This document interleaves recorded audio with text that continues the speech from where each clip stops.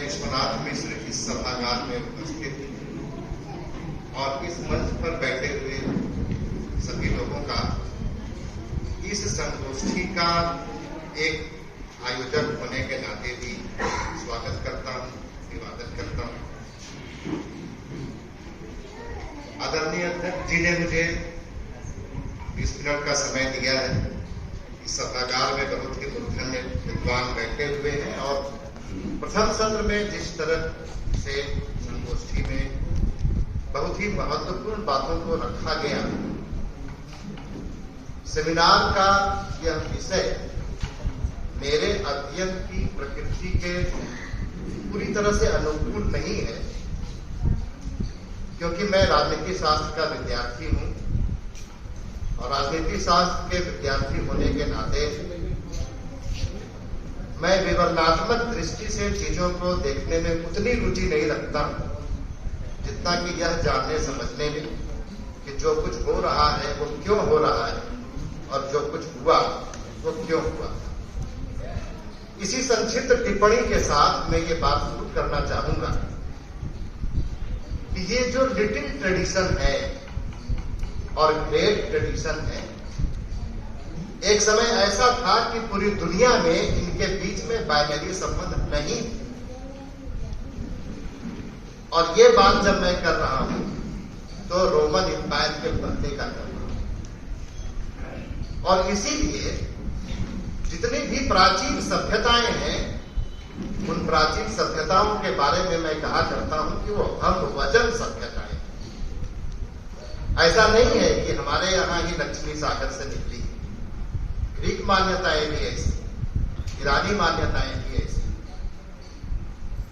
तो सवाल ये आता है कि ये लोक और शास्त्र, मतलब शास्त्रीय परंपराएं या ग्रेट ट्रेडिशन और लिटिल ट्रेडिशन के बीच में एक विभाजक रेखा खींचने की, उनको बाइनरी संबंधों में देखने समझने की शुरुआत कहां से हुई और उसकी वजह क्या है।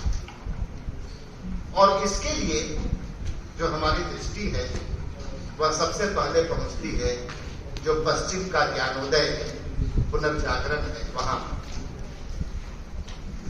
यह एक ऐसा कालखंड था जहां पर लोग अपनी पहचान गढ़ रहे थे और ये पहचान गढ़ने के क्रम में जो उनकी पुरानी पहचान थी उससे नाता तोड़ रहे थे।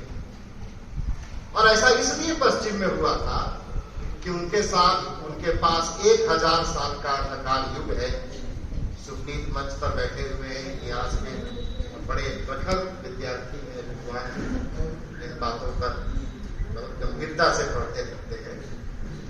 तो वो उस अंधकार युग जो उनके समक्ष था, उसकी वजह से जहां क्रिश्चियनिटी ने उनको एक पहचान दी थी और एक ऐसी पहचान दी थी जो तमाम तरह के कुरीतियों से धीरे धीरे ग्रसित हो चुकी। और इसीलिए देखिए, जब मनुष्य को परिभाषित करने की शुरुआत मॉडर्निटी के शुरुआत में रेनेसां से होती है, तो वहां व्यक्ति को कोई पृष्ठभूमि नहीं थी। राजनीति शास्त्र के ट्रेडिशन में मैकियावेली से लेकर जॉन रॉल्स तक मनुष्य को इसी तरीके से परिभाषित करने की कोशिश की।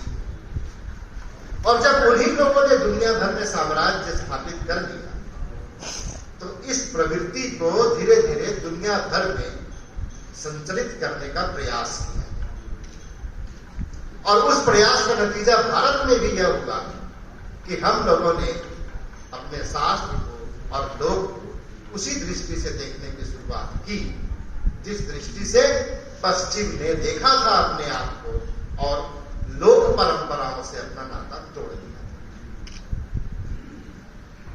एक दूसरा पड़ाव इसका तब आता है जब ओरिएंटलिस्ट जो विचारक हैं, जो भारत में अपने औपनिवेशिक शासन को वैधता प्रदान कराना चाहते हैं और यहां की एक काल्पनिक इमेज गढ़ते हैं, जिसके लिए एडवर्ड सईद ने ओरिएंटलिज्म में लिखा, और ये बताने की कोशिश करते हैं कि ये सब जो है वो कैसे है, ये सिम्बियोटिक है, सिंबॉलिक तो हम लोग हैं और उसी मानसिकता से जब एक तरीके से आंतरिक उपनिवेशवाद, मतलब ऊपर का उपनिवेशवाद जब धीरे धीरे भारतीय मानस में व्याप्त होता है, हम खुद ही एक आंतरिक उपनिवेशवाद का उपक्रम शुरू कर लेते हैं, तो हमारे बीच के ही लोग, हमारे बीच से लोग ये बताने की कोशिश में लग जाते हैं कि जो लोग हैं वो अशुचि, अपवित्र है,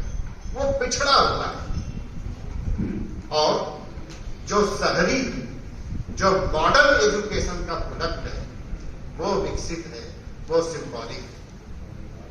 लेकिन भारतीय सनातन परंपरा में ये उसकी स्वकीय दृष्टि नहीं थी, वह उसकी अपनी दृष्टि नहीं थी, बल्कि हमारे यहाँ लोक परंपरा और शास्त्र परंपरा का ऐसा कोई विभाजन नहीं था।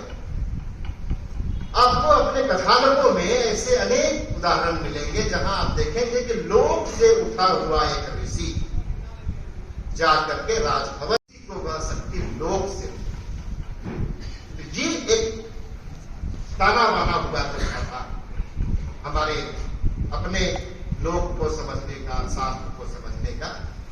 संस्कृत के कुछ उदाहरणों के माध्यम से यदि हम इसको देखने की कोशिश करें तो विष्णु सहस्रनाम में जैसे आता है लोका नाम कीर्तिवर्धन, तो कीर्ति कहां बढ़ाना है?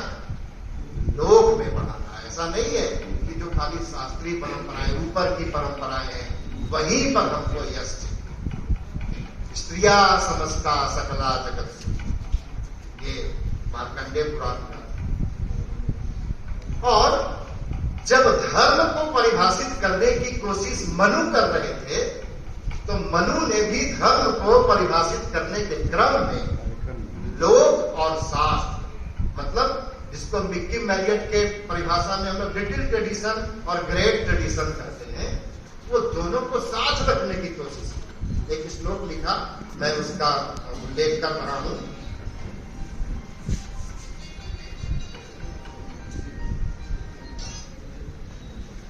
मनु ने लिखा, देश धर्मान, जाति धर्मान, कुल धर्मान च शाश्वतान, पाखंड गण धर्मान च शास्त्रे तवान मनु। मनु ने धर्म की परिभाषा करते हुए शाश्वत धर्म को भी रखा, यही ग्रेट ट्रेडिशन। लेकिन साथ में उन्होंने क्या कहा कि नहीं, इसमें देश धर्म, जाति धर्म, आपद धर्म और यहां तक कि पाखंडियों के धर्म की भी चर्चा की गई है। और लोक और शास्त्र के बीच में जो विभाजक रेखा खींचने का प्रयास हुआ, वह भी उपनिवेशवाद को शक्ति प्रदान करने वाली धारा थी कि जनजातियों को अलग कर लो, जातियों को अलग कर लो, और उसके परिणाम स्वरूप हमारी जो उपनिवेशवाद की धारा है, उपनिवेशवाद विरोध की जो धारा है, वो कम हो जाए। एक फेज यहां तक आता है, ये दूसरा। और एक तीसरा फेज फिर आता है जो हम 1990 के बाद से देखते हैं। 1990 में जब सोवियत संघ का अवसान हो गया, एक विचारधारा के रूप में जब साम्यवाद कमजोर पड़ गई, तो उसकी वजह से भी लोग को समझने की एक नई प्रवृत्ति, एक नई राजनीति के साथ सामने आई। आप देखेंगे कि 90 के पहले तक लोगों की जो अपनी पहचान होती थी वो विचारधारागत पहचान होती थी। लोग अपने को कैपिटलिस्ट कहते थे, लोग अपने को सोशलिस्ट कहते थे, लोग अपने को कम्युनिस्ट कहते थे। लेकिन साम्यवाद के अवसान के बाद दुनिया भर में जो एथनिक टेंडेंसीज उभर रही है, उसके पीछे बहुत सारे कारण हो सकते हैं, लेकिन उसमें एक कारण यह भी है, ये पहचान के संकट का दौर आ गया था, क्योंकि जो विचारधारात्मक पहचान था उसका आधार, उसकी आधारभूमि कमजोर हो चुकी थी। और इसके परिणाम स्वरूप पूरी दुनिया भर में जो एथनिक मूवमेंट आए, राष्ट्र राज्य को उन्होंने कमजोर किया और पूंजीवाद ने उसको एक खास तरीके से अपने गिरफ्त में लेने की कोशिश की। धर्म जब हृदय में उतरता है तब वह सार्थक होता है। और बाजार जब लोग में उतरता है तब अपने आप को वो ताकतवर पाता है।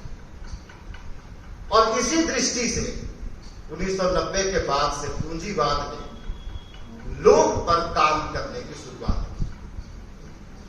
आप यदि गौर करेंगे कि वर्ल्ड बैंक से फंड रिसर्च पे किन मुद्दों पे ज्यादा मिल रहे थे 90 के बाद से, तो ये एजेंडा आप वहां पाएंगे कि लोग की स्टडी पर दिया जा रहा है। यहां तक कि हमारे भारत सरकार में भी लोग के अध्ययन पर इस तरह के प्रोजेक्ट अचानक से बहुत बढ़ गए। इसके पीछे दो महत्वपूर्ण कारण काम कर रहे हैं। एक तो कारण यह काम कर रहा था कि भाई हम लोग को समझें और जिस तरीके से एथनिक रिवोल्ट दुनिया भर में हो रहा है उससे हम बचने का मार्ग तलाशें। लेकिन इसके पीछे एक दूसरा कारण भी था कि बाजार की जो ताकतें हैं, जो उत्पाद है, वह लोग तक पहुंचे और बाजार का विस्तार। ठीक है, धन दौलत की आवश्यकता जीवन जीने के लिए बहुत होती है, लेकिन वह धन दौलत हम अपने आप को कितना विद्रुप करके प्राप्त कर लेंगे, इसकी भी एक सीमा अवश्य होनी चाहिए।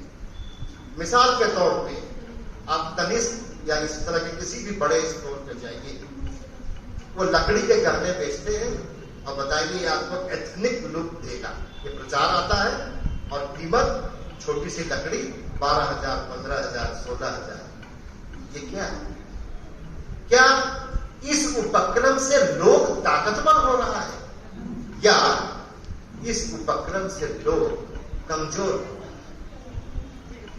जब लोग यह तय करेगा, जब लोग यह तय करता है कि हमारे बच्चे क्या पहनेंगे, हमारे बच्चे क्या खाएंगे, तो लोग यहां से ताकतवर होता है। लेकिन यदि बाजार तय करने लगता है कि हमारे बच्चे क्या पहनेंगे और हमारे बच्चे क्या खाएंगे, तो आप जितने भी तर्क दे दीजिए, वास्तविकता ये होती है कि बाजार ही ताकतवर हो रहा होता है। मिसाल के तौर पर लोग में धान के अनेक प्रजातियां थी, गेहूं की, दालों की अनेक प्रजातियां थी और उनमें जो उनका न्यूट्रिशनल वैल्यू था वो भी ज्यादा हुआ करता था। लेकिन मॉडर्निटी ने हमको सिखाया कि उनकी उपज कम है।